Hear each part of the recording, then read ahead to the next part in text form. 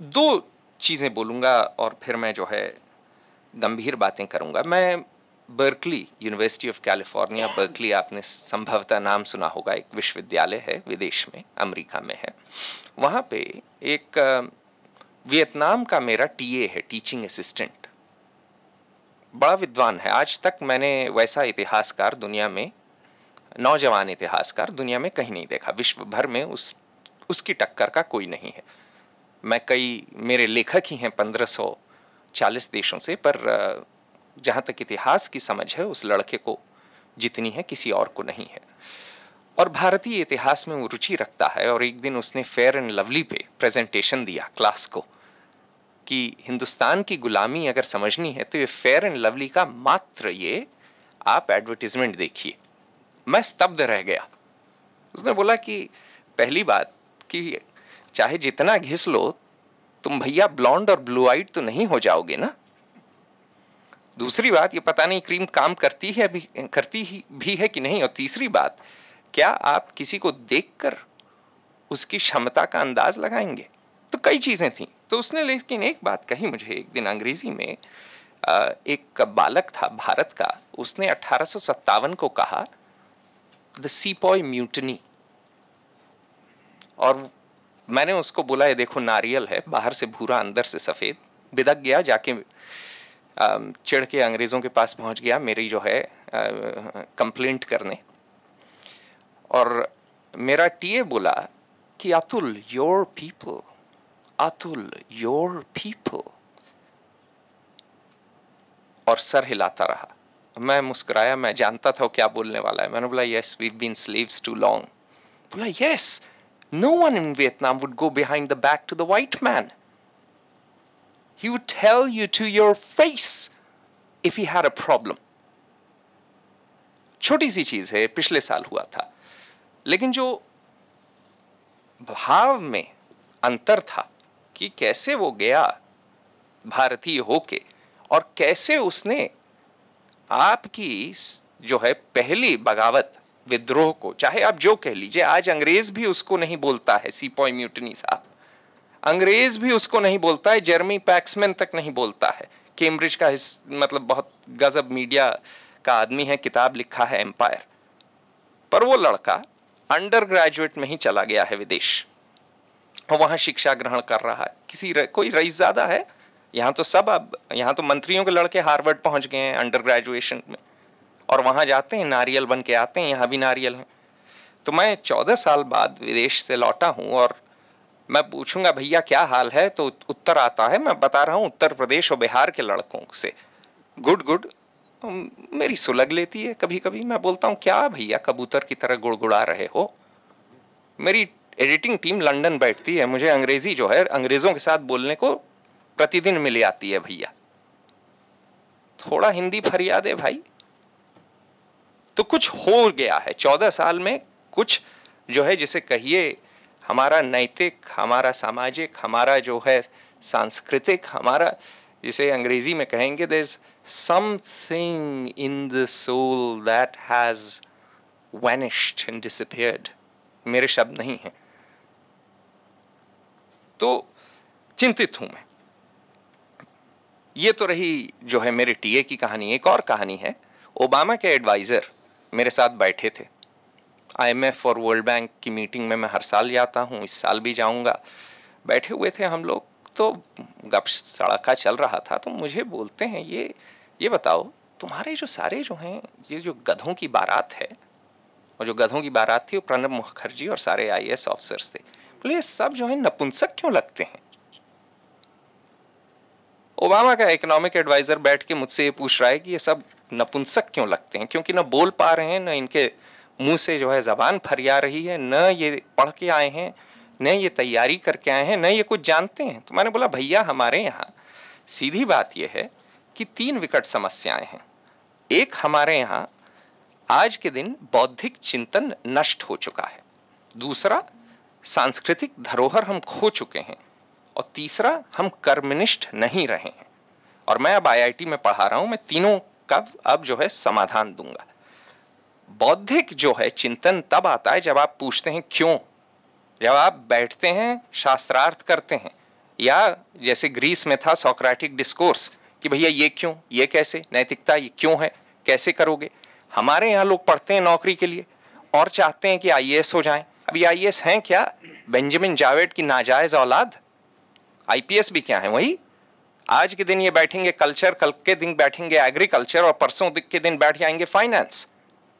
अंग्रेज बहादुर तो सस्ते में देश चलाना चाहता था। एक इसने जो है परीक्षा कर ली और कहा कि भाई गधा घोड़ा सब इसी से आ जाए और हम चला देंगे देश। आईपीएस का भी यही है, आज इन्वेस्टिगेशन और कल इंटेलिजेंस। भाई कोई देश ऐसे नहीं चलता है, यही देश है राम भरोसे चल रहा है गधों की बारात से।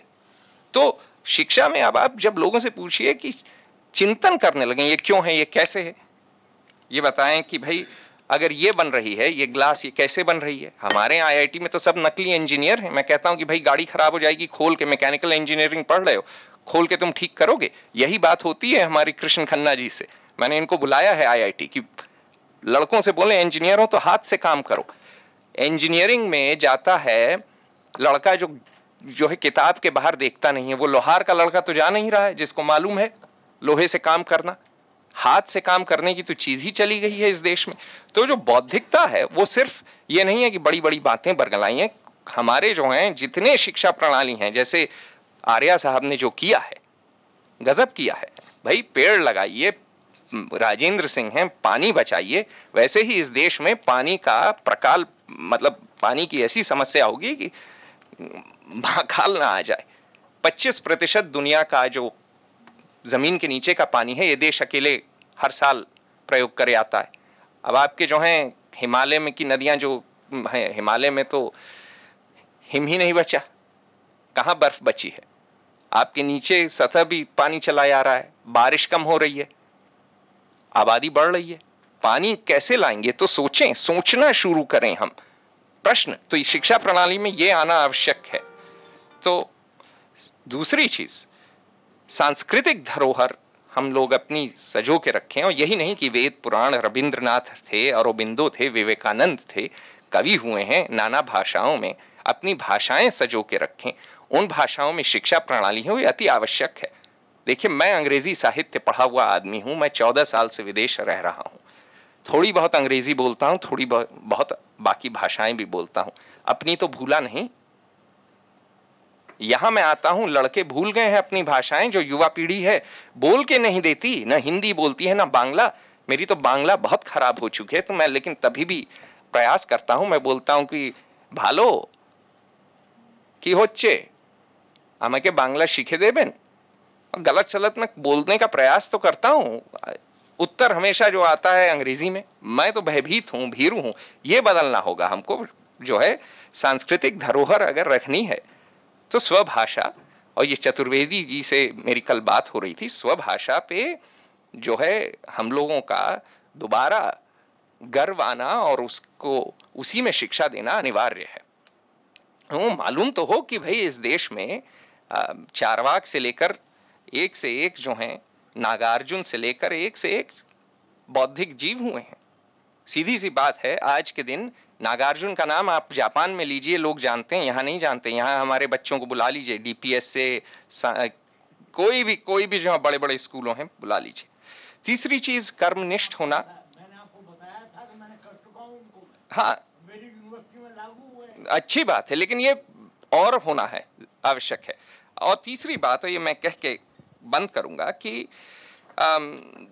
जो कर्मनिष्ठ होना बहुत ज़रूरी है। हम लोगों को हाथ से काम करना है। और मैं आईआईटी में इसीलिए रोज़ शाम को कसरत कराता हूँ कि भैया तुम हिजड़े लगोगे ही अगर पीठ तुम्हारी रीढ़ की हड्डी सीधी नहीं है। अगर तुम अफसर हो और तोंद निकली हुई है हलवाई की तरह, तो तुम हलवाई ही लगोगे। विवेकानंद कह के गए ना, भैया थोड़ी कसरत करो। तो मैं तो भाई गहरवार आदमी हूँ। आज से कई वर्ष पूर्व 1194 में मोहम्मद घोरी ने हमें गाजर मूली की तरह काटा था। पंडित लोग मंत्र पढ़ रहे थे और ठाकुर जो है अफीम चाट के आते थे लड़ने। दोनों मति भ्रष्ट अपनी कर चुके थे। गुलाम ऐसे नहीं होता है। गुलाम आदमी तब हो जाता है जब शारीरिक और मानसिक तौर पे कमजोर हो चुका हो और कुछ न कुछ, जिसे हैमलेट में कहा जाता है ना, there something rotten in the state of Denmark, उसने कहा था एक्ट 1 में ही, समथिंग रॉटन जब हो जाता है तभी आप गुलाम होते हैं। वियतनाम के ऊपर तो एजेंट ऑरेंज गिराया गया और नेपाम गिराया गया, और जो है छोटे छोटे लोग अंग्रेजों को, अमरीकियों को मार भगाए। उसके पहले 1954 में दिएन बियन फू जीते। तो 1857 तक हम हारते रहे। और 1857 में क्या हुआ, मैंने अपने विद्यार्थियों से पूछा आईआईटी में, ये बड़े दिग्गज हैं विद्यार्थी, किसी को नहीं मालूम था।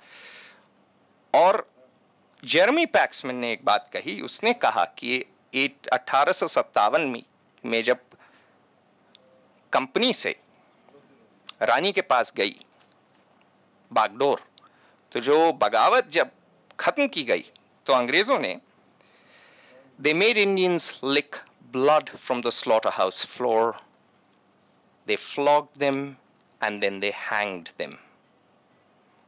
The British tied Indians to the ground, branded them with hot iron, told them to run, and then shot them in the back. One officer alone executed 16,000 Indians. कहावत है ना, those who don't learn history are condemned to repeat it. अपना इतिहास हम स्वयं सीखें, स्वयं पढ़ें, अंग्रेजों से ना पढ़ें। याद रखें, कालिख पुती है हमारे मुंह पे, अभी भी पुती हुई है। पुनर्निर्माण करना है तो रीढ़ की हड्डी खड़ी करनी हो, रीढ़ की हड्डी फिर जो है सीधी करनी होगी। ये जो गुलामी जो है नसों में बसी हुई है, इसको हटाना होगा, और उसके लिए बस बौद्धिक, सांस्कृतिक और कर्मनिष्ठ एक नई शुरुआत, एक नई परिकल्पना की आवश्यकता है। धन्यवाद। कर्नल साहब, आप भी रीढ़ की हड्डी की बात करते हैं, आपके लिए आई थिंक बहुत अच्छा ये बताया उन्होंने। अतुल सिंह का नाम है, अमेरिका में रहता है। He was in IPS 1998 he resigned Indian police। Kashi ji. हाँ, अतुल जी का धन्यवाद, बहुत सटीक वक्तव्य दिया। भले ही इस सेशन का विषय नहीं था, लेकिन सभा का विषय था। अब मैं चौधरी कुबेर सिंह से निवेदन करूंगा। आदरणीय स्वामी जी, अन्य उपस्थित भगिनी बंधुओं, मैं कृषि के क्षेत्र में काम करता हूं, तो दो तीन बातें हमारे ध्यान में आती हैं। स्वामी जी ने कहा कि डेवलपमेंट की बात जरूर रखें, लेकिन थोड़ा हम पीछे मुड़ करके देखते हैं कि आज हमारे जो देश का हाल है या किसान का हाल है, जो 60-70% आबादी गांव में रहती है, क्या वास्तव में ये ऐसी आबादी थी, दीनहीन, गरीब, आत्महत्या करने वाली? तो इतिहास के दो तीन उदाहरण हैं हमारे सामने। एक बार पाटलिपुत्र में फाइयान नाम का चाइना का यात्री आया था और दरबार में महाराजा के में बैठा हुआ था। उसने सुना था कि भारत वो देश है जिसमें कहीं ताले नहीं लगते, कोई झगड़ा नहीं होता। दरबार के राजा के पास बाजू में बैठा हुआ था, देखता कि दो किसान लड़ते हुए आ रहे हैं। फाइयान को आश्चर्य होता है कि किसान लड़ रहे हैं, अरे ये क्यों लड़ रहे हैं? तो एक किसान आकर के कहता है, महाराज मेरे साथ न्याय होना चाहिए। तो वहां का शासक कहता है पाटलिपुत्र का कि पहले अपनी फरियाद बताओ तब तो न्याय हो। तो उसने कहा कि महाराज मैंने अपना खेत अमुक व्यक्ति को दे दिया, अत्री जी को दे दिया, उसमें कचरा निकलता है, मिट्टी निकलती है, खाद्यान्न निकलता है, गेहूं निकलता है, चावल निकलता है, मेरे को क्या लेने में इससे? तो राजा ने कहा बात ठीक है, आपका कोई काम नहीं है। तो फिर दूसरा किसान कहता है कि नहीं महाराज बात ये नहीं है। तो राजा कहते हैं तुम भी बता दो अपनी बात, क्या बात रह गई है? तो दूसरा किसान कहता है महाराज मैंने अपना खेत इस व्यक्ति को बेचा है, मैंने खेत इससे खरीदा है, मैंने उसकी मिट्टी खरीदी है, उस मिट्टी के अंदर, खेत के अंदर ये सोने का घड़ा निकला है, इसमें असरफियां भरी हुई, गिन्नियां धरी हैं, ये इस किसान के, इसको दे दो। फाइयान को आश्चर्य होता है, यहां झगड़ा लेने का नहीं हो रहा, झगड़ा देने का हो रहा है। ये हमारी नैतिकता थी, ये हमारा अध्यात्म था, ये हमारी पूर्वजों की कमाई थी, जिसको हम भूल गए। देश ने जब भी इस ब्रह्मांड पर सृष्टि की गई होगी, क्रमशः विकास हुआ है। धीरे धीरे शना शना विकास होते हुए मनुष्य ने अपने आप को संभाला और उसके बाद उसने शना शना खेती करना सीखी। खेती करते करते उसने कुछ मूल्य स्थापित किए, कुछ नैतिकताएं स्थापित की, जिसको हमारे ऋषि मुनियों ने अध्यात्म का स्वरूप दिया और कहा ये हमारा धर्म है, ये हमारा अध्यात्म है। दुख की बात यह है कि यही अध्यात्म और यही धैर्य बढ़ते बढ़ते बढ़ते बढ़ते आज भोगवाद के रूप में हमारी सृष्टि के सामने आ रहा है। हमारी जो मूलतः जड़ है ये भोगवाद है, जिसकी कोई किसी से तुलना नहीं की जा सकती है। एक राजा था, तो उसके पास बहुत धन था, तो उसने कुछ लोगों से कहा कि तुमको कोई काम नहीं करना, केवल हमारे पास आ जाओ, जो चाहिए वो दे दूंगा। तो एक दारू वाला पहुंचा कि मुझे 1 महीने की दारू के इतने पैसे लगते हैं, दे दीजिए। एक पहुंचा कि महाराज मेरी बेटी की शादी होना है, उसको इतना धन लगेगा, उन्होंने उतना दे दिया। एक पहुंचा, उन्होंने कहा महाराज पिताजी बीमार हैं, इतना पैसा लगेगा, दे दिया। एक भोगी पहुंचा, बोला तुम्हारे पास क्या है? राजा ने कहा मेरे पास क्या है, सब कुछ है।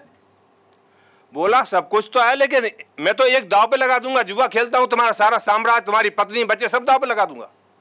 तो भोगवाद का कोई विकल्प नहीं हो सकता।